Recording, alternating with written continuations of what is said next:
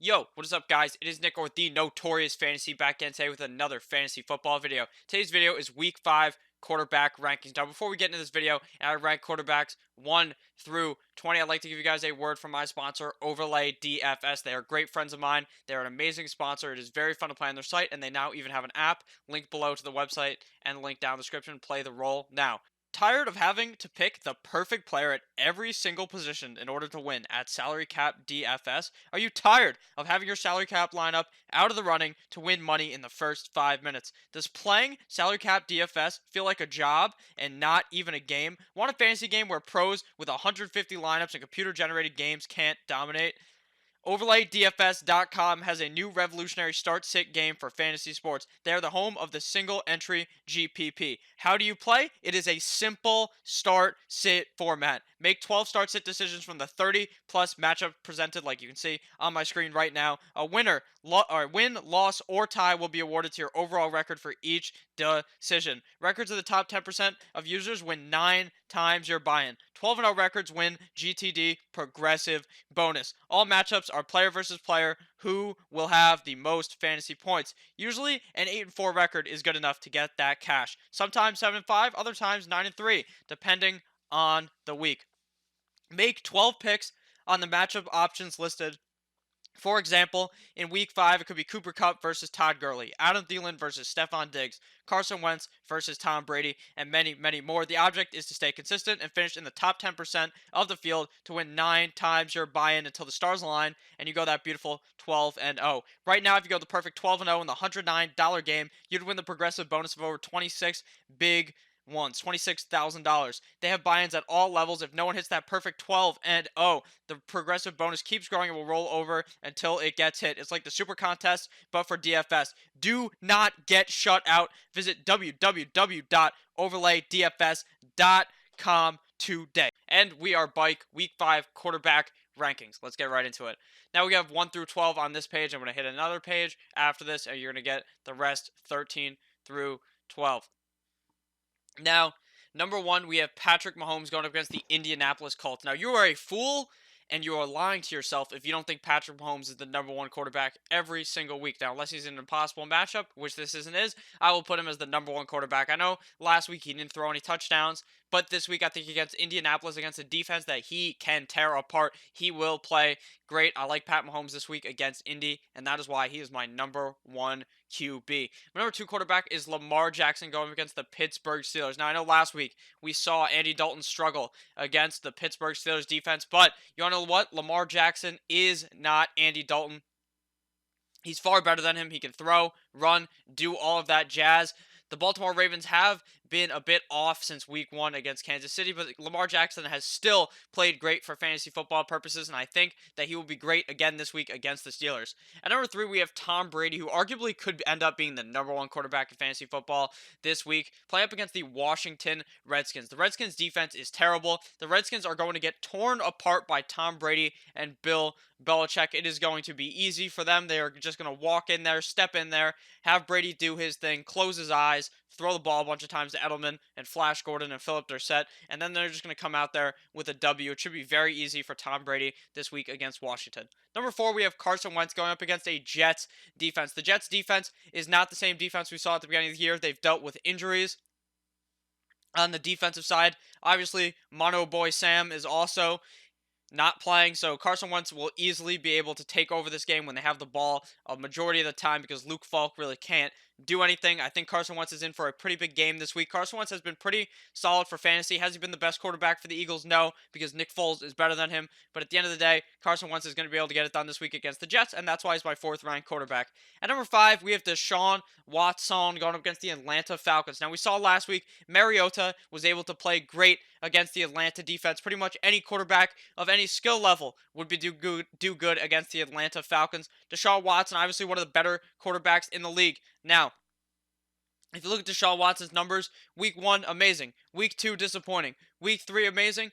week 4 bad. So you can see every other game he's good. So by that logic, week 5 against Atlanta, he's in for a big game. I think Deshaun Watson is in for a good matchup this week. He's in a good matchup, like I just said, and he is going to be great this week at number 5. At number 6, we have the quarterback on the other side of the ball, Matt Ryan, going up against the Houston Texans. Now, at the end of the day, this isn't going to be like the Super Bowl where it's 28-3.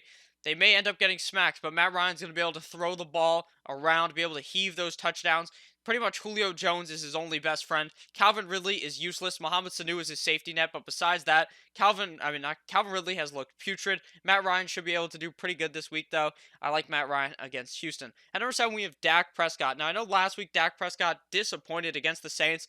Was it because of the Saints defense, or was it because Dak Prescott is a phony and he was only playing good the first couple of weeks because he was playing against shit teams? That may be it, but I think this week against Green Bay, we are in for a high-scoring matchup. Now, Aaron Rodgers, at the end of the day, owns the Cowboys, and I think they'll end up winning the game, but Dak Prescott is probably in for a high-scoring matchup where he can use both his legs and his arm. At number 8, we have Jacoby Brissett going up against the Kansas City Chiefs. And like I said for Pat Mahomes, I believe this is going to be a high-scoring game. Jacoby Brissett last week put up a bunch of points against the Raiders. He played quite well. So I think that against Kansas City, with a defense that is also pretty soft like the Raiders, I think Jacoby Brissett is in for a pretty big game. At number 9, we have Kyler Murray going up against the Cincinnati Bengals. We saw last week Mason Rudolph decimate the Cincinnati Bengals defense. I think Kyler Murray will be able to get it done. Kyler Murray has been using his legs a lot more recently. He's been running around, doing what we saw him do in college. I think that although he may be 3 feet tall, he should be able to do good against the Bengals, and I like him this week. At number 10, we have the famous Jameis W. Eater going up against the New Orleans Saints, where he famously ate that W a few years ago. I think Jameis Winston is also in a favorable matchup against the Saints. Now, we saw Dak last week really disappoint against the Saints, but I think that's because Dak was choking under pressure. They weren't using the correct game plan. They should be running more play-action passes. They weren't doing that. I think they will do that this week, but that has nothing to do with Jameis. Jameis absolutely ate against the Rams. Arguably a pretty decent secondary, just like New Orleans. I think Jameis Winston will do fine, especially in a dome in New Orleans. At number 11, we have Philip Rivers going up against the Denver Broncos. Now, a lot of people are quick to jump off the Philip Rivers bandwagon. I think Philip Rivers has been playing pretty consistent. I think he should do good against the Denver Broncos. The Denver Broncos defense is not the same as it used to be. We saw Gardner Minshew torch them last week and play a pretty solid game. I think Philip Rivers is in for a good game as well. And at number 12, we have Aaron Rodgers going up against the Dallas Cowboys. I know it does not say it on screen, but he's playing up against the Dallas Cowboys. And I think that they are going to be in for a win, like I said for Dak. I think that Aaron Rodgers is really going to be able to turn it around this week. Now, the biggest concern is that he is without his biggest and best weapon, Davante Adams. He's without Davante, and that is obviously going to hurt his play. But MVS and Geronimo Allison are good enough to be able to get it done on the team. And I think that Aaron Rodgers will still be able to put up a solid game, and that is why he's ranked number 12.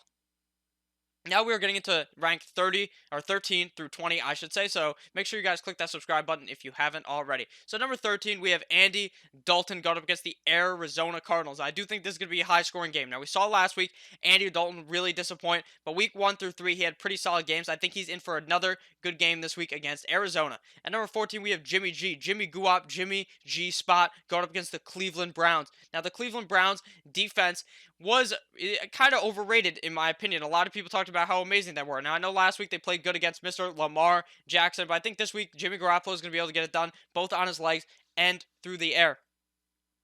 Number 15, we have the quarterback on the other side of the ball, Baker Mayfield. Now, Baker Mayfield has been quite the faker Mayfield the last couple of weeks. He has not been putting up all that many fantasy points. People drafted him very early and are very disappointed in his production thus far this season. But I think that against San Francisco, a defense that a lot of people are really high on, I think that Baker Mayfield may be able to put up a pretty good game this week, especially if Jarvis Landry is healthy. It seems like Jarvis Landry may be able to go. He should be good for that concussion. And I think that Odell is going to eat in this game against San Francisco. At number 16, we have Kyle Allen, quarterback of the Carolina Panthers, going up against the Jacksonville Jaguars. Now, Kyle Allen he looked phenomenal. Phenomenal. Week 3 scored a shitload of fantasy football points, but week 4 he disappointed and only put about 5 points up against the Houston Texans. I think this week it's going to be different going up against the Jacksonville Jaguars. The Jaguars without Jalen Ramsey are a defense that you could definitely attack, and Kyle Allen seems to be on pace to have that bounce back game this week against the Jags.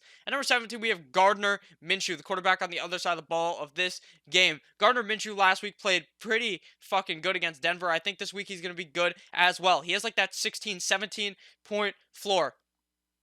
Now, if he's ever able to go past that, score like 25, 30 points, this may be that game. Now, I know Carolina's defense has looked solid, but Gardner Minshew has played against some good defenses, especially the Titans, and torched them. So I think Gardner Minshew is in for a good game at 17. And right here, 18, 19, and 20. These guys are guys I'm not even willing to start. This is more if you're in a double quarterback league. There's no way you're starting any of these guys this week unless you have no other option. At 18, we have Daniel Jones going up against the Minnesota Vikings. I do not like this matchup at all. The Vikings defense has looked good. Even though Daniel Jones looked pretty good week 3, looked okay week 4, I am not really inclined to want to start him this week. At number 19, we have Kirk Cousins going up against the New York Giants. Now, Kirk Cousins has looked awful, awful, awful. Stephon Diggs wants out. Adam Thielen is pissed off and yelling at them, and this Minnesota as a whole is just looking for their money back because Kirk Cousins robbed them blindly. Kirk Cousins is in for he's in a very, very, very good matchup. Will he be able to get it done, though, is the question. And that is why he is ranked so low. The Giants' defense is shit, so at the end of the day, he may end up being a top 5 quarterback this week, but I am not even willing to start him, so that's why he is ranked number 19 in my rankings. Now, final quarterback in the rankings, number 20, Chase Daniels of the Chicago Bears. Now, Kiss and Titties Trubisky is out this week. It is going to be the Chase Daniels show. The Raiders defense is garbage. Chase Daniel should be able to have a solid enough game to be worthy of a start in a super duper duper deep league. I think Chase Daniel could actually have a pretty good game here, even though he hasn't looked the best, but he has looked better than Mitch Trubisky. So thank you guys all for watching this video. If at any point you ended up enjoying, you ended up laughing, you ended up having a nice chuckle, click that subscribe button. Click that like button if you have enjoyed. Make sure to click that subscribe button. Click that like button. Click the dislike if you hated it. That's fine with me. Have a great goddamn day. Goodbye.